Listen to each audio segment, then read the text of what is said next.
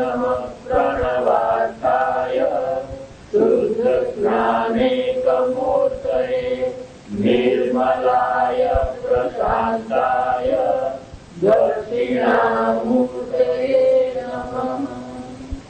मंत्र 5 यः पुनः त्रिमात्र एतं त्रिमात्रेण एतं त्रिमात्रेण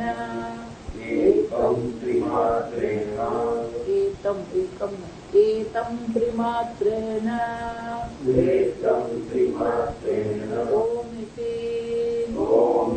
एतेन एव अक्षरेण परमं पुरुषं अभिध्यायित तेजसि सूर्ये सम्पन्नः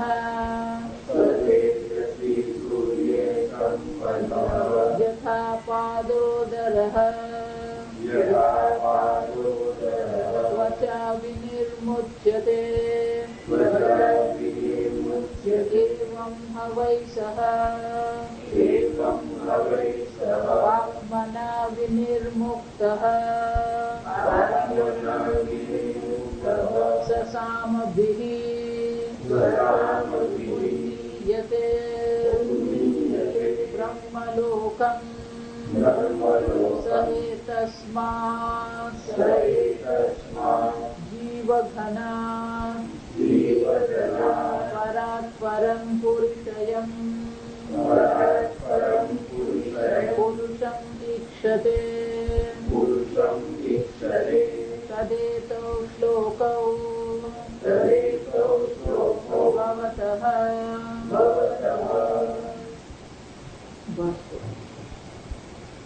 यः पुनः एतम् ओंकारम् त्रिमात्रेण त्रिमात्रा विषय विज्ञान विशिष्टेन ओमिति अनेन एव अक्षरेण परमम् सूर्यान्तर्गतं पुरुषं प्रतीकेन अभिध्यायेत तेन अभिध्यानेन प्रतीकत्वेन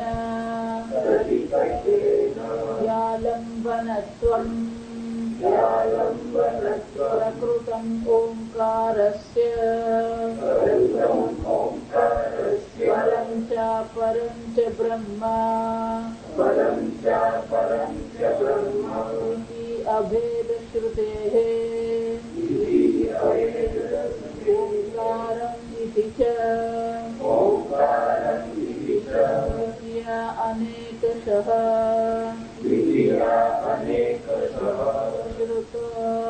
श्रुता बाध्येत अन्यथा यद्यपि तृतीय अभिधानत्वेन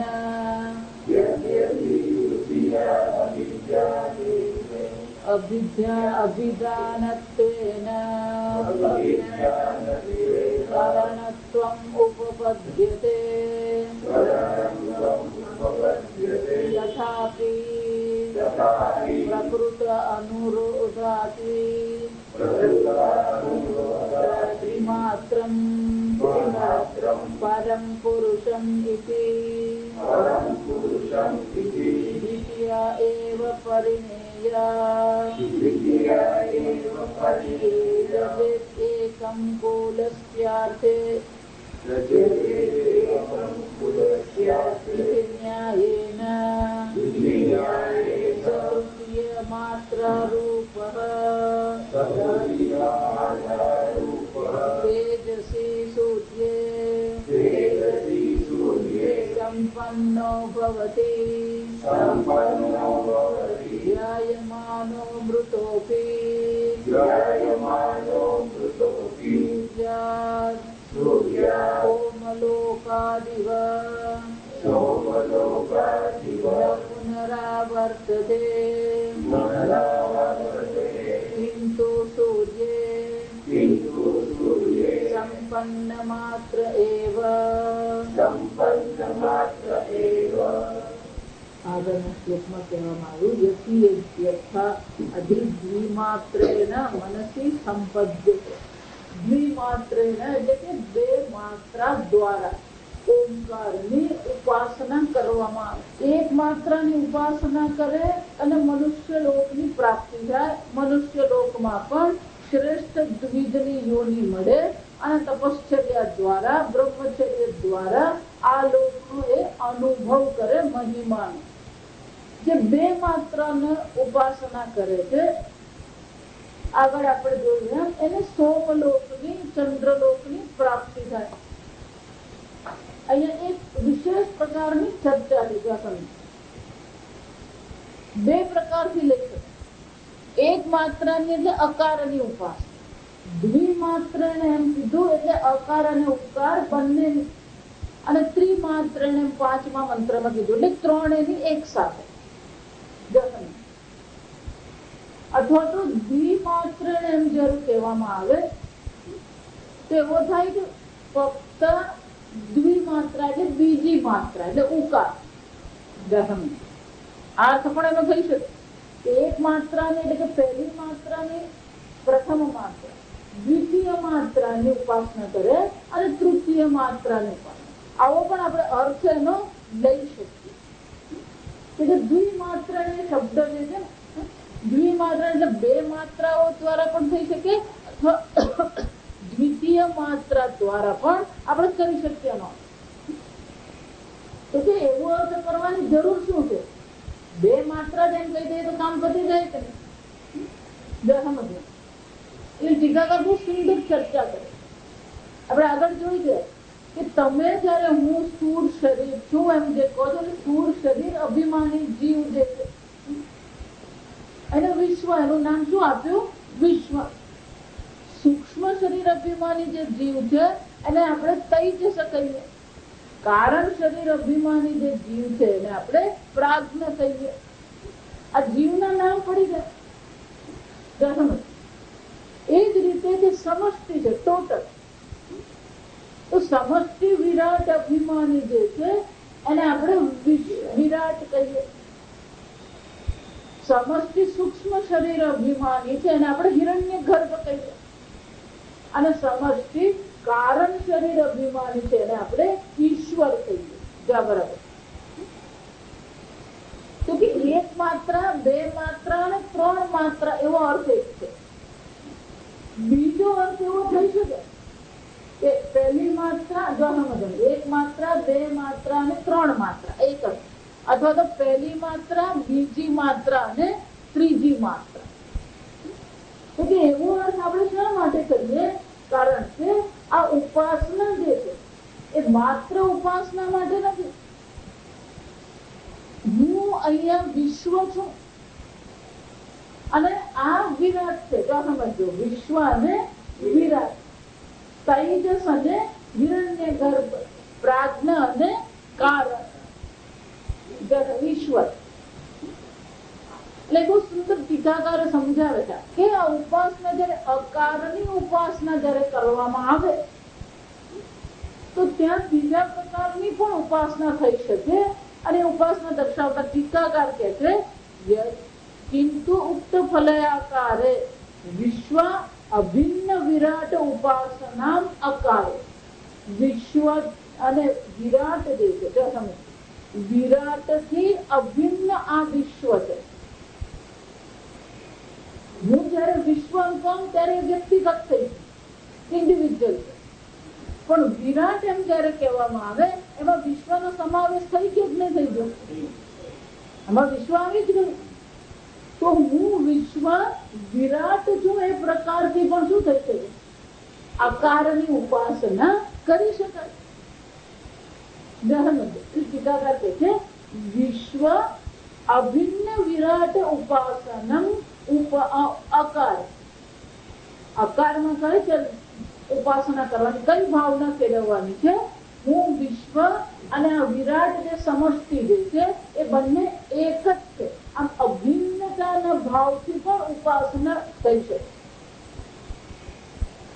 દ્વિતીય માત્ર એમ એકલું લઈએ તો શું થશે?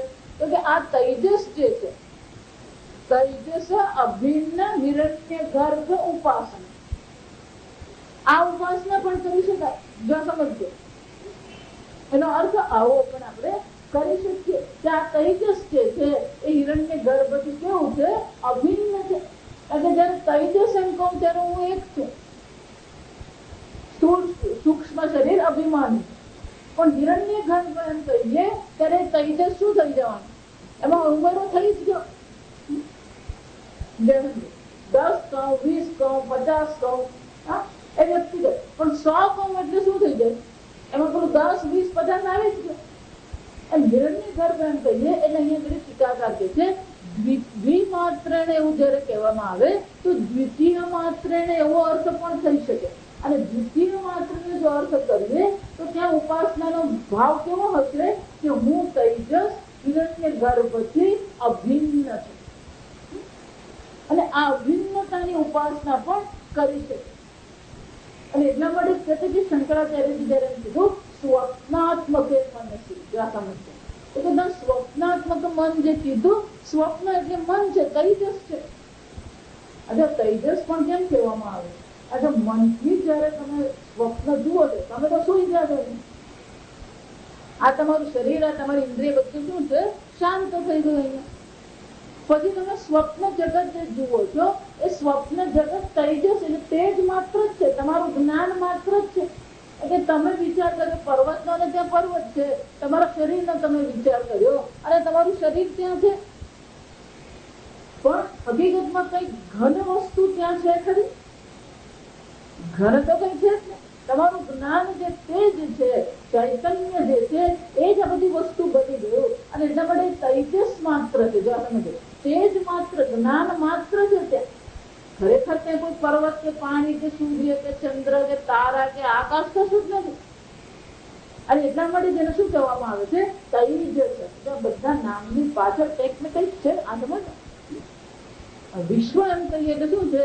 વિવિધે ન ભાતી. વિશ્વ એટલે શું છે? આ જીવ જે છે, સ્થૂળ શરીર અભિમાની છે, એ અનેક પ્રકારે આ જગતમાં શું કરી રહ્યો છે? સંબંધ બાંધે છે, વ્યવહાર કરે છે. તૈજસ એટલે તેજ માત્ર છે, જ્ઞાન માત્ર છે. એ જ રીતે પ્રાજ્ઞ એટલે શું છે? પ્રકર્ષેણ અજ્ઞ. પ્રાજ્ઞ એટલે શું છે? પ્રકર્ષેણ અજ્ઞ, અજ્ઞાન છે. આપણે કારણ શરીર જોઈશું ત્યારે આપણને ખબર પડશે કારણ શરીરનું મુખ્ય શું છે? અનાદિ અવિદ્યા રૂપમ. કારણ શરીરનું મુખ્ય શું છે? અજ્ઞાન છે. જો એટલું જ્ઞાન જયારે થાય ને ત્યારે આ કારણ શરીરનો નાશ થઈ જાય. આ સમજ, જ્ઞાન થાય ત્યારે આપણે એવું થાય, જ્ઞાન થાય ત્યારે શું થાય? જ્ઞાન થાય ત્યારે શું થાય? આ અવિદ્યા રૂપી કારણ શરીર તેનું શું થઈ જાય છે? નાશ થઈ જાય. જો કારણ શરીરનો નાશ થઈ ગયો પણ પ્રારબ્ધ પ્રમાણે મળેલું આ સ્થૂળ અને સૂક્ષ્મ શરીર ચાલતું રહે. જેમ પ્રારબ્ધ પૂરું થઈ જાય તો સ્થૂળ અને સૂક્ષ્મ શરીર પણ પંચમહાભૂતમાં વિલીન થઈ જાય. અને પેલું કારણ શરીર રહ્યું નથી, અજ્ઞાન છે નહીં, એટલે પેલો નવો જન્મ ધારણ કરવું શક્ય છે. સમજો કે એટલા માટે જ્ઞાની ફરીથી જન્મ લે એ શક્ય નથી. ભગવાનના અવતાર શક્ય છે. ભગવાન અવતાર ધારણ કરે એ વસ્તુ એ છે. પણ જ્ઞાની ફરી જન્મ ધારણ કરે. કેમ? જ્યાં સુધી એના શિષ્યનો મોક્ષ નહીં થાય ત્યાં સુધી જ્ઞાની ફરી જન્મ ધારણ કરતો રહે. કારણ શરીર જ નથી. વિચાર છે સમજવું કેમ? તસ્ય પ્રાણઃ ન ઉત્ક્રામંતિ. શ્રુતિ માતા કહે છે પછી એના પ્રાણનું ઉત્ક્રમણ થતું જ નથી. એટલે પ્રાણ પણ સૂક્ષ્મ પંચ મહાભૂતના બનેલા છે. કારણ શરીર રહ્યું નથી એટલે પ્રાણ પણ શું થઈ જાય છે? અહીંયા પ્રવિલીય છે. અહીંયા જ એના પ્રાણ શું થઈ જાય?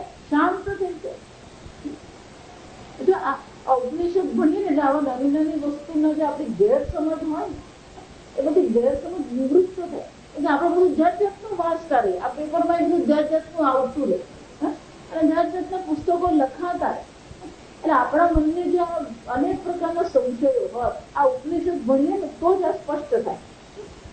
ગીતામાં કારણ કે ભગવાન હજી બધી બહુ ચર્ચા કરતા નથી. આજે સમજજો, ગીતામાં ભગવાન સીધી બ્રહ્મ જ્ઞાનની જ ચર્ચા કરે. ઉપાસના કોને કહેવાય, ઉપાસના કેવી રીતે કરવાની, ઉપાસના માટેનો અધિકારી કોણ, કોઈ ચર્ચા ભગવાન કરતા જ નથી. એટલે આ બધી વસ્તુઓ જયારે આપણે સાંભળીએ તેની સ્પષ્ટતા આપણને ક્યાંથી મળે, એનો જવાબ આપણને ક્યાંથી મળે, આ ઉપનિષદમાંથી જ મળે. તો એ જ રીતે અહીંયા ટીકાકાર કહે છે કે આ પ્રકારથી એક વિશ્વ અને વિરાટની અભિન્નતા રૂપે ઉપાસના કરે છે. તૈજસ અને હિરણ્ય ગર્ભની અભિન્નતા રૂપે શું કરે છે, ઉપાસના કરે.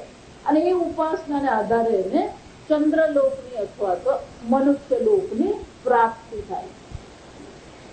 એવં ઓંકારમ સ્તુત્વા તદ ઉપાસનમ જન્મને યહ પુનઃ એતમ ત્રિમાત્રેણ ઓમિતિ એતેન એવ અક્ષરેણ જન્મે. ખરેખર તો એક માત્રા, બે માત્રા અને ત્રણ માત્રા છે. સમજો, કારણ કે નહીં તો પછી અહીંયા કઈ ત્રીજી માત્રા કેવી છે, અહીંયા કઈ શું કેવું પડે, ત્રીજી માત્રા. ત્રીજી માત્રા ને બદલે શું કીધું અહીંયા કરી, ઓમ એવ અક્ષરમ પુરુષમ અભિધ્યાયિત. એટલે શંકરાચાર્ય બહુ સરસ છે. યહ પુનઃ એતમ ઓંકારમ ત્રિમાત્રેણ, ત્રિમાત્રા વિષય વિજ્ઞાન વિશિષ્ટેન. આ ત્રિમાત્રાથી વિશિષ્ટ જે ઓંકાર જે છે, એટલે ઓંકારની જે ત્રણ માત્રાઓ જે છે એ ત્રણે ત્રણ માત્રાની શું કરે છે, ઉપાસના કરે છે. પણ એ ઉપાસના કરતી વખતે બરાબર એ ઉપાસના જયારે કરે છે ત્યારે એ શું વિચારે, આ જે ત્રણ માત્રા જે છે કોણ છે, પરમં અક્ષરમ પુરુષ. આ જે ઓંકાર જે છે કોણ છે, પરમ પુરુષમ છે. ઇતિ અભિધ્યાયિત.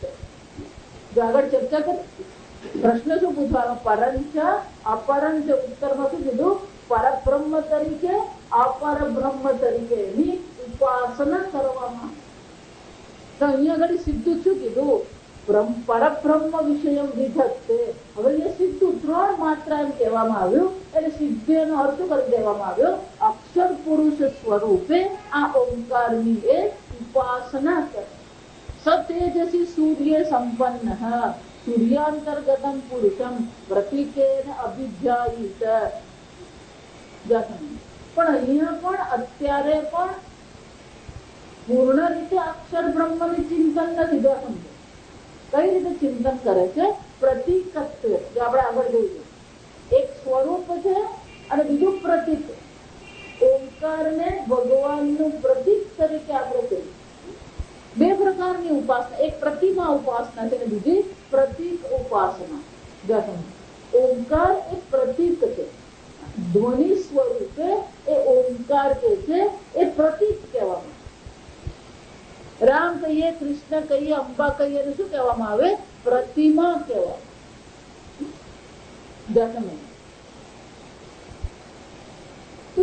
આનું જયારે ઉપાસના કરે ત્યારે આ એકલો જ બોલે છે, બોલે તો એ ઓંકાર, પણ એનું ધ્યાન ક્યાં ગયું છે, પેલો અકારમાં. ઓમ જયારે બોલે અને ફક્ત એનું ધ્યાન ઓંકાર પર કરે, એને દ્વિતીય માત્રાની ઉપાસના છે. પણ અહીંયા ઘડી તો શું છે, ત્રિમાત્રા વિષય. આ ત્રણેય માત્રાનો જે વિષય છે એ ત્રણેય માત્રાનો વિષય તો કોણ છે, પરમમ અક્ષરેણ. જો સમજ, એનો ત્રણેય માત્રાનો વિષય તો એ અક્ષર બ્રહ્મ જ છે, પરમ પુરુષ જ છે. અને એટલે શંકરાચાર્ય કહે છે, ઇતિ એતેન અક્ષરેણ પરમ અક્ષરેણ. અક્ષરેણ અક્ષર પુરુષ માટે નહીં, કારણ કે અક્ષરેણ એ તૃતીય વિભક્તિ છે, પરમમ પુરુષમ એ દ્વિતીય વિભક્તિ છે. જો તમે ઓમિતિ એકાક્ષર. ઓમ શું છે, એક અક્ષર. ઓમ ભલે આ ત્રણ છે, પણ ખરેખર ઓમ શું છે, સ્વયં એક અક્ષર છે. આજે આ અક્ષર અને વર્ણ સમજવું. ક ખ ગ ઘ એમ જયારે આપણે કહીએ, એ ક ખરેખર અક્ષર છે, કે ક ની અંદર અ જોડેલો છે. એકલો ક બોલાય એને કકાર કહેવામાં આવે, અકાર કહેવામાં આવે. અક્ષર છે સમજો. તો ઓમકાર પણ શું છે? ઓમ એક અક્ષર જ છે, સ્વયં એક અક્ષર છે. એમાં પછી અનેક વર્ણ હોય છે, કે અ છે, ઉ છે, મ છે. મૃત્યુ જો સમજો તો મકાર છે અને ઋકાર છે, આ બે મળીને મૃ બને. એટલે વર્ણ ત્યાં બે છે, પણ આ મૃ સ્વયં શું કહેવાય? એક અક્ષર છે. તેમાં એમ કહીએ તો એક કહેવાય, પણ એમાં ત અને ય શું છે? જોડેલા. તો બંને મળીને એક અક્ષર બનાવે. એમ ઓમ આપણે એમ કહીએ તો ઓમ પણ સ્વયં શું છે? એક અક્ષર છે. એટલે શંકરાચાર્યજી કહે છે, અને મંત્રમાં કહે છે, એતેન એવ અક્ષરેણ, આ ઓમકાર અક્ષર દ્વારા પરમં પુરુષમ અભિધ્યાયિત, એ પરમ પુરુષને શું કરવામાં આવે છે? ધ્યાન કરવામાં આવે. પણ શંકરાચાર્યજી સ્પષ્ટતા કરતા કહે છે, ભલે પરમ પુરુષનું ધ્યાન કરવામાં આવ્યું, પણ ઓમકારમાં તો ભાવના કઈ છે? પ્રતિકાત્મક ભાવના. પ્રતિકેન, શંકરાચાર્યજી શું કહે છે? પ્રતિકેન અભિધ્યાયિત, એતેન અભિધ્યાનેન પ્રતિકત્વેન હિ આલંબનત્વમ. આમ આલંબન તો કઈ દ્રષ્ટિએ ઓમકારનો લીધો? ઓમકાર દ્વારા પુરુષના સ્વરૂપનું ચિંતન નથી, પરમ પુરુષનું ચિંતન છે, પણ સ્વરૂપતઃ ચિંતન નથી. માત્ર ઓમકારને શું સમજવામાં આવે છે? એ પરમ પુરુષનું પ્રતીક સમજવામાં આવે. અને એટલું જ નહીં, પ્રતિકત્વેન હિ આલંબનત્વમ. આમ પરમ પુરુષના ચિંતન માટે કોનું આલંબન લેવામાં આવે છે? પ્રતીક રૂપે ઓમકારનું આલંબન લેવામાં આવે છે. અને એટલા માટે કહે છે, પ્રકૃતમ ઓમકારસ્ય પરમ ચ અપરમ ચ બ્રહ્મ ઇતિ અભેદ શ્રુતેઃ ઓમકારમ ઇતિ. આ જો આગળ પણ આપણે ચર્ચા કરી છે, શંકરાચાર્યજી ફરીથી અહીંયા આગળ સ્પષ્ટતા કરે છે, ભલે પરબ્રહ્મ અને અપરબ્રહ્મ એવું કહેવામાં આવ્યું, પણ બે બ્રહ્મ નથી. શંકરાચાર્યજી કહે છે, પરંચ અપરંચ બ્રહ્મ ઇતિ અભેદ. ત્યાં ભેદ નથી. આપણે સમજ માટે પેલું ભેદ કરીએ, જેવી રીતે સમજ માટે અ કરીએ, ઉ કરીએ, ન કરીએ ઉપાસના માટે, પણ ખરેખર તો અક્ષર શું છે? એક જ છે, ઓમકાર જ છે. અક્ષર એક છે સ્વયં, પણ ઉપાસના માટે આપણે એને અલગ અલગ કરીએ છીએ, સમજદારી માટે આપણે એને અલગ કરીએ છીએ. એ રીતે શંકરાચાર્યજી કહે છે, પરંચ અપરંચ બ્રહ્મ ઇતિ અભેદ શ્રુતેઃ ઓમકારમ ઇતિ ચ. આમ પરમ અને અપરમ બે બ્રહ્મ એવું જણાય છે, છતાં પણ અભેદ અને બંને એક જ છે. પરમ અને અપરમ બ્રહ્મ બંને એક જ રૂપે આપણે એને શું કરીએ છીએ? ઉપાસના કરીએ છીએ. બહુ સુંદર શંકરાચાર્ય, દ્વિતીય અનેકશઃ શ્રુતો બાધ્યતે અન્યથા. દ્વિતીય એટલે બીજી વિભક્તિ. પરમમ પુરુષમ એ દ્વિતીય વિભક્તિ છે. અનેક જગ્યાએ ઓમકારમ ઉપાસક એમ કહેવામાં આવે, ત્યારે ઓમકારને કઈ વિભક્તિમાં મૂકી દીધો? વિષય છે. ઉપાસનાનો વિષય કોણ છે? ઓમકાર છે. એટલે દ્વિતીય વિભક્તિ કરે.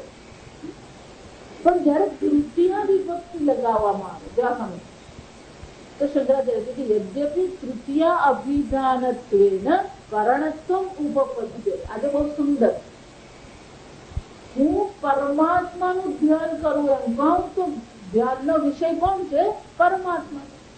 તો વિષયની સાથે દ્વિતીય વિભક્તિ લાગે. પણ તૃતીય વિભક્તિ અક્ષરેણ એમ કીધું ને, અહીંયા તો અક્ષરેણ એમ કીધું, એટલે અક્ષરેણ એટલે કરણ થઈ ગયું, આલંબન થઈ ગયો, પ્રતીક થઈ ગયો ઓમકાર. કારણ કે એને તૃતીય વિભક્તિમાં એનું આપણને શું કરવાનું? નિર્દેશ કરવામાં આવે, અક્ષરેણ પરમમ પુરુષમ અભિધ્યાયિત. તો અહીંયા ઓમકારનો પ્રતિકાત્મક રીતે જ લેવાનો છે અર્થ, કારણ કે તૃતીય વિભક્તિ છે. શંકરાચાર્યજી કહે છે, તૃતીય વિભક્તિ એટલે શું બતાવે છે? કરણત્વ ઉપપદ્ય છે. તૃતીય વિભક્તિમાં દર્શાવવામાં આવ્યું હોવાથી એ ઓમકાર તો માત્ર આલંબન છે, કરણ છે. ધ્યાન માટે. આ ઓંકાર દ્વારા એ પરમ પુરુષનું શું કરવામાં આવે છે? ધ્યાન કરવામાં આવે. અને એટલે કે છે આ તૃતીય વિભક્તિ થઈને ગઈ. તથાપિ પ્રકૃત અનુરોધ શ્રીમાત્રમ પરમ પુરુષમ દ્વિતીય એવ પરિણેય. અને શંકરાચાર્ય કહે છે કે એ તો ત્રીજી વિભક્તિમાં જ આપણે અનુરોધ કરવાનો, તો જ પ્રતિકાત્મક થાય. અક્ષરમ પુરુષમ પરમમ એમ જો કીધું હોત તો એ અક્ષર ઓંકાર શું બની જશે? પરમ પુરુષ છે એ પ્રકારથી એનો છે. પણ અહીંયા તો અક્ષરેણ પરમમ પુરુષમ, અક્ષર એટલે ઓંકાર દ્વારા ઓંકારને પ્રતીક સમજીને એમાં પરમ પુરુષનું ધ્યાન કરવામાં આવે. त्यजेद एकम पुरुष्यार्थ इति न्यायेन. બહુ સુંદર ચર્ચા શંકરાચાર્ય. એક નિયમ છે, ન્યાય એટલે નિયમ છે કે જ્યારે સંપૂર્ણ કુળનો કુટુંબનો પ્રશ્ન આવે ત્યારે આપણે વ્યક્તિગત શું કરવું પડે? ત્યાગ કરવો પડે. ગ્રામસ્યાર્થે કુલમ છે. આખું ગામ જયારે મુશ્કેલીમાં મુકાઈ ગયું હોય ત્યારે મારા કુટુંબને અને મારા ઘરને હું સાચવીને બેસું એવું કરી શકાય? જન પદાર્થે તો ગ્રામમ છે. ત્યારે આખા દેશમાં મુશ્કેલી આવે ત્યારે હું મારું વલસાડ સાચવીને બેસી રહું. આજે આપણા રજવાડો જે બધા હતા, નવાબો હતા ને, એ લોકો આ જ મૂર્ખતા કરી. જયારે આખા સમગ્ર ભારત વર્ષનો જયારે સમસ્યા આવી ત્યારે તમે તમારું રજવાડું સાચવીને બેસી રહો એમાં કઈ મતલબ નથી. કેમ કે એક વાર બ્રિટિશ લોકોએ ભારત વર્ષ લઈ લીધું પણ તમારું રજવાડું પણ શું થઈ ગયું? આવી ગયું ને. આ મૂર્ખતા બધા કરે, બધા પોતપોતાનું સાચવીને બેસી રહે. અને એ બધી મૂર્ખતા જ આપણને શું કરતી રહી? હજી એક દુઃખી કરે છે. આપ સમજો, હજી આપણને એક મૂર્ખતા દુઃખી કરે. મારું ગુજરાત ને મારું મહારાષ્ટ્ર, મહારાષ્ટ્રમાં કોઈ ગુજરાતીઓ રહેવું જોઈએ એ તમે કીધું. આખા દેશનો વિચાર કરીએ ત્યારે મારું મહારાષ્ટ્ર ને મારું ગુજરાત કરવાનો કોઈ પ્રશ્ન જ નથી. જો સમજો, વિભાગ આપણે જે દેશના કરી દઈએ તો એ દેશની ઉન્નતિ ક્યારેય નહીં થાય. એ જ રીતે શંકરાચાર્ય કહે છે કે જયારે સંપૂર્ણનો વિચાર કરવામાં આવે ત્યારે એકને ભૂલી જવું પડે. ઉલસ્યાર્થે એકમ છે તેમ જયારે કહેવામાં આવે ત્યારે સંપૂર્ણ ઓંકારની ઉપાસના કરવામાં આવે. સંપૂર્ણ ઓંકારમાં પરમ પુરુષનું દર્શન કરવામાં આવે છે. પછી એક એકને પકડવાની જરૂર નથી, સંપૂર્ણનો જ વિચાર કરવાનો. આજે ઉપનિષદ જોઈએ આપણે તો પૂર્ણતાથી જ વિચાર કરે. સ્થૂળ શરીરમાં પણ આપણે શું કરવાનું છે? વિરાટ એટલે પૂર્ણતા જ છે. હું હંમેશા એટલા માટે કહું, દરેક સ્તર પર પૂર્ણતા. સમજો, દરેક સ્તર પર વ્યાપકતા. સ્થૂળ શરીર એમ કહો તો આ સ્થૂળ શરીર ને આ સ્થૂળ શરીર કે આ સ્થૂળ શરીર કે આ શેટી એમ કહીએ તો બધું જ પંચમહાભૂતનું બનેલું. તો પંચમહાભૂતની દ્રષ્ટિએ તો શું છે? ઐક્ય જ છે, પૂર્ણતા જ છે. મનની દ્રષ્ટિએ વિચારે તો હિરણ્ય ગર્ભની દ્રષ્ટિએ વિચારે તો ત્યાં પણ શું છે? પૂર્ણતા છે, ઐક્ય છે. જો સમજો, દરેક સ્તર પર ઐક્ય દેખાય, દરેક સ્તર પર પૂર્ણતાનો અનુભવ થવો જોઈએ. બહુ વિચારવા જેવી વસ્તુ. એટલા માટે સંપ્રદાય જો તમે પાડીને બેઠા હોય તો એનો શું થાય? આપણે રજવાડા કેવી જ હાલત છે. જો એટલા માટે બધાને કહો કે કોઈ પણ વ્યક્તિ તમને એવું પૂછે કે તમે કોને માનો, તો એ વસ્તુ અલગ છે કે તમે શિવને માનો ને રામને માનો. પણ આપણે ત્યાં એક બીજો પ્રશ્ન છે, તમે કયો ધર્મ પાડો? કયો ધર્મ પાડો?